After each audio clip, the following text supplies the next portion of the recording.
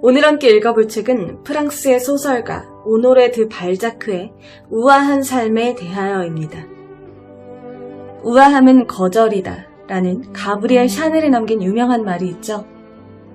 여러분은 우아함이란 뭐라고 생각하시나요? 우아한 삶이란 과연 어떤 삶일까요? 이 책에서 저자는 우아함이란 무엇인가 라는 개념에 대한 정의를 일단 내리고 그 후에 우아한 삶이 갖춰야 할 요건들에 대해서 아주 조목조목 분석을 하고 우리가 어떻게 살면 우아하게 살 수 있는지에 대해서 제안을 하고 있어요. 그렇다면 왜 하필 우아한 삶이냐라는 의문을 던져볼 수 있죠. 다양한 삶의 방식이 있는데 왜 하필이면 우아한 삶에 대해서 논의를 하고 있는 걸까? 결론부터 말씀드리면 이 책이 쓰여진 시대적, 공간적 배경인 19세기 초 프랑스에서는 어떻게 하면 우아하게 살 수 있느냐가 화두였던 거죠. 우아한 삶, 우아한 모습이 선망의 대상이었던 거예요. 어떻게 살 것인가 하는 삶의 방식에도 유행이란 것이 존재해왔어요. 지금 우리가 살고 있는 사회에서도 욜로, 힙스터, 플렉스 같은 다양한 삶의 방식이 있죠. 이것은 그 시대의 사람들이 어떤 삶을 멋지고 쿨하다고 생각하느냐를 보여주는 시대상을 반영하는 거울이라고 볼 수 있어요. 그렇다면 왜 우아한 삶일까요? 당시에 이 우아함이라는 것이 가장 핫하고 또 힙하고 또 가장 닮고 싶은 삶의 모습이 돼버린 이유를 분석하기 위해서는 당시 시대적 역사적 배경에 대한 이해가 필요해요. 1789년 프랑스 혁명으로 인해서 프랑스의 신분제 사회가 붕괴됐죠. 이제 공식적으로 귀족 계급이 사라진 거예요. 귀족의 혈통을 지니고 태어나는 자는 이제 존재하지 않는다는 거죠. 그렇다면 이제 대두되는 새로운 고민은 바로 이 새로운 시대에 새로운 귀족을 만드는 것은 과연 무엇이냐? 즉 무엇이 귀족을 만들고 또 무엇이 그 귀족적임을 보장하느냐? 새로운 시대에 새로운 귀족이 되고 싶은 사람들의 욕망이 이 새로운 욕구가 분출하던 이 혼란기였다는 거죠. 19세기 초반이. 이처럼 새로운 시대에 새로운 귀족으로 만들어지고 싶었던 이 사람들의 욕망과 욕구가 분출하던 시기, 이 발자크가 대중의 심리를 아주 무섭게 간파하고 이 책을 쓴 거죠. 이 책 굉장히 잘 팔렸을 것 같아요. 왜냐하면 다들 그때 당시의 고민이 어떻게 하면 우아한 삶을 살 수 있을까? 어떻게 하면 귀족처럼 보일까? 이런 고민들이었기 때문에 발자크의 이 책은 굉장히 유용한 처세술, 자기 개발서 같은 역할을 했겠죠. 우아한 삶이란 외적이고 물질적인 삶의 완성이다. 또는 자신의 돈을 지적으로 소비하는 기술이다. 또는 다른 사람들처럼 모든 것을 하면서도 다른 사람들처럼 어떤 것도 하지 않는 법을 우리에게 가르쳐주는 학문이다. 조금 더 나은 방식으로 정의하자면 우리가 본래 가지고 있고 우리를 둘러싸고 있는 모든 것들 속에서 매력과 취향을 발전시키는 것이다. 좀 더 논리적으로 말하자면 자신의 재산을 자랑스럽게 여기는 법을 아는 것이다. 친애하는 우리의 친구 에이지에 따르자면 귀족의 고결함을 사물들 속으로 옮긴 것이다. 피티 스미스에 따르면 우아한 삶이란 산업을 풍요롭게 하는 원동력이다. 생시몽의 이론에 따르면 큰 재산은 도둑질한 것이다. 이 원칙에 따르자면 우아한 삶이란 하나의 사회가 걸릴 수 있는 가장 큰 질병이다. 쇼드릭은 우아한 삶이란 자질구레하고 무의미한 천조각이다 라고 말했다. 우아한 삶은 나는 과시하고 보호하고 등의 완벽하게 도덕적, 종교적, 군주제적, 문학적, 헌법적, 자기 본위적인 독백에 의해 매우 화려하고 새롭고 오래되고 오만하고 세련된 모습으로 그리고 전적으로 지지, 수정, 증대, 소생된 모습으로 발전한다. 왜냐하면 재능과 권력과 돈을 가진 사람들이 행동하고 살아가는 원칙은 이 통속적인 삶을 사는 사람들의 원칙과 전혀 다르기 때문이다. 그리고 아무도 통속적이길 원하지 않는다. 따라서 우아한 삶은 본질적으로 태도의 과학이다. 우아한 삶을 살기 위해서는 켄타우로스나 2인승 1륜 경마차인 틸버리를 소유한 인간처럼 완벽해야 한다. 우아한 삶을 살기 위해서는 부자가 되거나 부자로 태어나는 것만으로 충분하지 않고 그것에 대한 감각이 있어야 한다. 우리 이전에 솔론이 말했다. 왕자가 되는 것을 배우지 않았다면 왕자인 채 하지 말라. 우리의 삶을 우아함을 기준으로 구분하기 위해서 귀족으로 태어났거나 복권에 당첨되는 것만으로는 이제 충분하지 않다. 정말로 아름답고 좋은 것을 늘 고르게 하는 정의할 수 없는 능력을 타고나야만 할 것이다. 이것은 오로지 끊임없는 연습을 통해서 사물들 간의 관계를 발견하고 결과를 예상하며 사물, 말, 생각, 사람의 자리나 영향력을 추측할 수 있는 섬세한 직감이다. 요약하자면 우아한 삶이란 사물에 시를 부여하는 질서와 조화에 대한 고상한 생각이다. 여기에서 다음과 같은 아포리즘이 나온다. 부자는 만들어지지만 우아한 인간은 타고난다.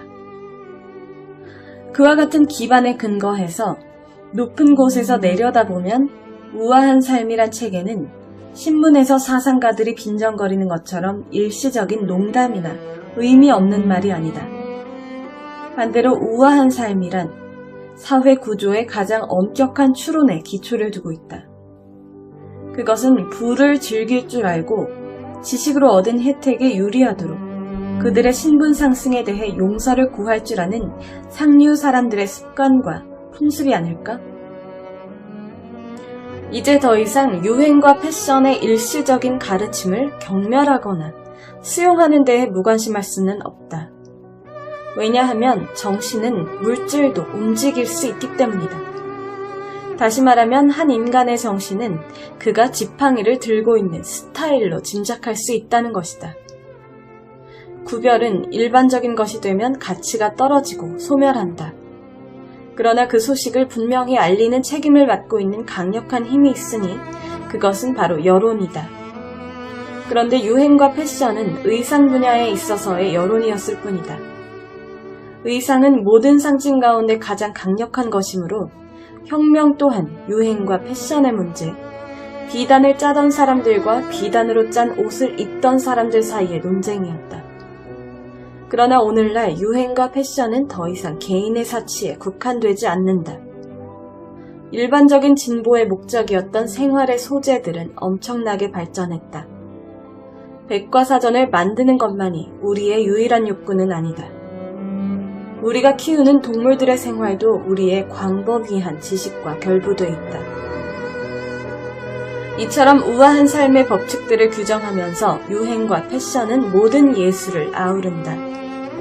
그것은 작품과 저서의 원칙이다. 그것은 발견을 확인해주고 인간의 행복을 풍요롭게 하는 발명들의 표시를 해주는 만장일치의 도장이 아닌가? 그것은 인간의 재능에 경의를 표하는 것이며 늘 이익을 가져다주는 보상이 아닌가? 진보를 받아들이고 진보를 알리면서 우아한 삶은 모든 분야의 선두에 위치한다. 말하자면 음악, 문화, 대생, 건축의 혁명을 일으키는 것이다. 우아한 삶은 외적인 삶의 차원에서 우리 사유의 표현을 좌지우지하는 양도할 수 없는 원칙들의 집합이라는 점에서 일종의 사물의 형이상학이다. 우아함을 이루는 근본적인 원리는 통일성이다. 적확성, 조화, 상대적인 단순함 없이 통일성이란 있을 수 없다. 우아함을 만들어내는 것은 단순함보다는 조화, 조화보다는 적확성이다. 그것은 세 가지 큰 덕성 사이의 신비로운 조화에서 나온다. 우아함을 도처에서 갑자기 창조하는 것은 선천적으로 탁월한 정신의 비밀이다. 화장이나 집, 낯선 사람과의 대화나 태도를 더럽히는 모든 나쁜 취향들을 분석하면서 관찰자는 이 나쁜 취향들이 통일성의 세 가지 원리에 더 혹은 덜 민감하게 위배된다는 것을 알게 될 것이다. 어떤 집의 문지방을 넘어보면 우리는 그 집 안주인의 성향을 알 수 있다. 당신의 재산을 보여주는 이 광대하고 영원한 이미지가 당신 재산에 불충실한 견본이 돼서는 결코 안 된다. 왜냐하면 당신은 인색함과 무능함이라는 두 암초 사이에 놓이게 될 것이기 때문이다. 너무 검소한 것처럼 너무 천박해도 통일성을 준수하지 않는 것이 된다. 아무리 별거 아니더라도 통일성은 당신의 창조력과 당신의 겉모습이 조화를 이루도록 해준다. 중요한 실수 하나가 얼굴 모습 전체를 망쳐놓을 수 있다. 우아함의 가장 중요한 효과는 수단과 방법을 감추는 것이다. 아끼려는 모습은 어떤 것이든 우아하지 못하다. 이 프랑스 파리는 명품, 패션의 도시죠. 그런 만큼 이 저자는 좀 과하다 싶을 정도로 이 우아함이라는 속성을 옷차림으로부터 도출해내고 있어요. 이 책을 읽다 보면 옷 입은 게 뭐가 그렇게 중요해? 하는 반문이 들게 할 정도로 아름다운 옷차림, 옷을 잘 입는 것이 얼마나 중요한가를 역설을 하고 있어요. 약간의 문화 차이가 느껴지는 대목이기도 해요. 한 장을 할애해서 옷을 잘 입는 게 얼마나 중요한가, 얼마나 우아함을 구성하는 데 있어서 그게 크리티컬한 요소인가를 강조하고 있습니다. 옷차림은 사회의 표현이다. 이 격언은 우리의 모든 교리를 요약하고 있으며 달리 다른 표현을 찾아볼 수 없을 정도로 우리의 교리를 거의 다 내포하고 있다. 시대마다 민족들이 옷을 어떻게 입었는지를 탐구하길 원하는 학자나 우아한 삶을 영위하는 사람은 이처럼 의상을 통해 가장 생동감 있고 민족적으로 진짜 같은 역사를 만들어낼 수 있을 것이다. 프랑크족의 긴 머리, 삭발한 성직자의 머리, 중세 농노의 짧게 깎은 머리, 포폭항부의 가발, 귀족들의 화장분, 1790년의 직물 등을 설명하는 것은 우리나라의 주요 혁명들을 말하는 것이 아닐까? 중세의 뾰족구두, 동냥주머니, 두건, 휘장이나 장식 리본, 살대, 고래뼈의 태, 장갑, 가면, 벨벳이 어떻게 생겨났는지를 묻는 것은 사치와 관련된 법의 엄청난 미로 속으로 뛰어드는 것이며 야만적인 중세가 유럽에 도입한 거친 풍속에 대항해서 문명이 벌인 싸움터로 뛰어드는 것이다. 성직자들이 짧은 바지를 입지 못하게 하고 곧이어 긴 바지도 걸치지 못하게 한 것. 보베 성당의 참사 회원들이 쓰던 가발이 약 반세기 동안 파리 고등법원에 통용됐던 것은 표면적으로 하찮은 것으로 보인다. 그러나 이것들은 관련 집단의 생각이나 이익을 표현했다. 아랫부분이든 상반신이든 윗부분이든 의복의 한 부분에 일어난 변화를 통해 당신은 사회적으로 진보했는지, 시스템이 후퇴했는지, 격렬한 싸움이 일어났는지를 알 수 있을 것이다. 때때로 구두가 특권을 나타내기도 했고 두건이나 헝겊모자 또는 모자가 혁명을 가리키기도 했다. 자수나 현장이 그런 역할을 한 적도 있었다. 리본이나 지프로 만든 장식이 정당이나 파벌을 나타내기도 했다. 착용 여부에 따라 당신은 십자군, 신교도, 기즈가문, 신성동맹, 베아른 사람, 프롱드 당원으로 분류됐다. 옷차림은 우아한 삶의 극치다. 왜냐하면 옷차림은 여론을 파악하고 결정하고 지배하기 때문이다. 바로 그것이 불행이라고 할 수 있을 것이다. 그러나 어차피 세상은 그렇게 흘러간다. 바보들이 많은 곳에서 바보짓은 영속한다. 그렇다면 다음과 같은 경고에 담긴 생각을 인지해야 한다. 옷차림에 무관심한 것은 도덕적 자살이다. 만약 옷차림이 한 남자 전체를 나타낸다면 여자의 경우에는 훨씬 더 중요하다. 화장에 생긴 약간의 오류는 비록 이름은 알려지지 않았더라도 귀부인을 사회의 가장 낮은 계층의 여자로 전락시킬 수 있다.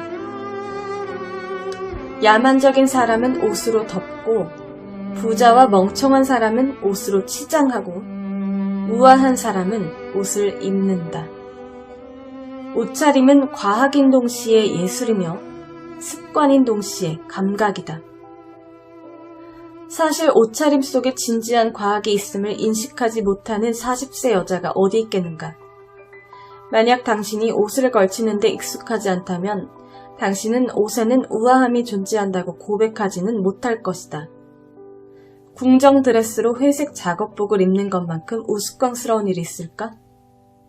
옷차림에 대한 감각으로 말하자면 사교계의 사람들 가운데 금이나 옷감, 비단, 그리고 가장 사치스럽고 일본의 신불 같은 분위기를 낼 수 있는 그런 물건들을 아낌없이 쓸 수 있는 사람들이 얼마나 될까? 그런 사실에서 다음과 같은 매우 진실한, 퇴역한 멋쟁이나 유혹의 고수들도 항상 연구해야 할 경구가 나왔다. 옷차림은 무엇을 걸치느냐가 아니라 어떻게 걸치느냐에 달려있다. 옷차림은 절대 사치가 돼서는 안 된다. 많은 사람들, 심지어 우리가 탁월한 지성을 인정하고 교육이나 마음에 있어서도 우월하다고 생각하는 사람조차도 발을 치장하는 것과 마찰을 치장하는 것의 차이를 잘 알지 못한다. 우아함을 관찰하고자 하는 사람들에게, 우아함에 정통한 사람들에게 파리의 거리에서 탁월하게 우아한 여인들을 만나는 일은 이루 말할 수 없는 기쁨이다. 그녀들은 옷차림의 감각에서 그녀들의 이름과 지위, 재산을 드러내면서도 저속한 사람들의 눈에는 아무것도 아닌 것처럼 보이고 예술가나 산책을 즐기는 사람들에게는 전적으로 한편의 시처럼 보인다. 그것은 옷 색깔과 디자인 사이의 완벽한 조화이고 솜씨 좋은 하녀의 능숙한 손놀림을 보여주는 장식의 마무리다. 여인의 이런 고상한 힘들은 보행자의 겸허한 역할에 절묘하게 순응한다. 왜냐하면 그것은 의복이나 장신구에 허용된 대담함을 무수히 경험한 데서 나오는 것이기 때문이다. 만약 지나가는 사람이 당신을 주의 깊게 본다면 당신은 옷을 잘 차려입은 것이 아니다. 너무 잘 차려입었거나 너무 부자연스럽거나 지나치게 멋을 부린 것이다. 이 불후의 금언에 따르면 걸어다니는 자는 사람들의 눈에 띄지 않아야 한다. 평범하면서도 동시에 고상하게 보이고 아는 사람들에게는 인정을 받고 군중들에게는 진가를 인정받지 못하게 되면 성공이다. 유행을 앞지르는 것은 추하고 우스꽝스러워지는 것이다. 옷은 유약과 같다. 그것은 모든 것을 두드러지게 한다. 옷차림은 신체의 결함을 가리기 위해서라기보다는 신체의 장점을 강조하기 위해서 발명됐다. 옷차림이 감추려고 하는 모든 것, 자연이나 유행이 명령하거나 원하는 것보다 더 부풀리려고 하는 모든 것은 늘 잘못된 것으로 추정된다. 우아함, 그리고 우아한 삶에 대한 이 발자크의 견해가 완결적인 정답은 결코 아니에요. 그리고 지금의 시대상에 비춰봤을 때는 약간 어색한 것도 있고 부적절한 것도 있고 하여튼 간에 이게 다 맞다는 건 아니에요. 다만 이런 발자크의 의견이 우리에게 주는 유용한 함의 그리고 시사점들이 있죠. 이 책은 이 프랑스 혁명이 휩쓸고 지나간 19세기 초 프랑스 파리에 살던 사람들의 전반적인 사고방식과 유행을 엿볼 수 있게 하는 사료의 역할을 해요. 그리고 무엇보다 중요한 건 우리로 하여금 이 우아함이란 무엇이냐라는 다소 낯선 주제, 생경한 화두에 대해서 생각하도록 만든다는 거죠. 여러분 모두 어떤 삶이 우아한 삶이냐, 나아가서 진짜 멋지고 쿨하고 좋은 삶이란 어떤 모습이냐에 대한 저마다의 견해를 갖고 계실 거예요. 그리고 이 책을 읽어보시면 그 기존의 사고가 보다 풍부해지고 확장되는 그런 경험을 하실 수 있을 거예요. 여러분이 만약에 이 발자크처럼 우아한 삶에 대하여 라는 화두로 책을 쓰신다면 어떤 내용으로 채우시겠어요? 여러분의 유니크한 생각을 들려주세요.